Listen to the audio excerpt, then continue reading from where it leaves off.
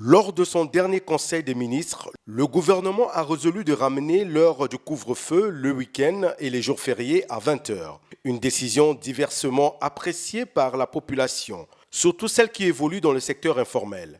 Pour elles, cette mesure constitue un frein pour le relèvement de leurs activités secouées par la pandémie à coronavirus. Je trouve que c'est un peu trop.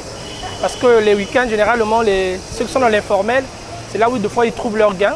Pour certains, ce sont des pères de famille, des mères de famille. Et actuellement, ce changement brusque et complet, ça brusque un peu trop les familles.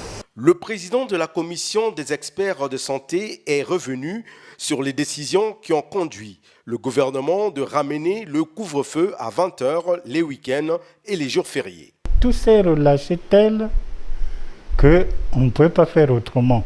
Quand le nombre augmente et que nous avons des entrées pour la Covid, mais croyez-moi que ce sont des indicateurs.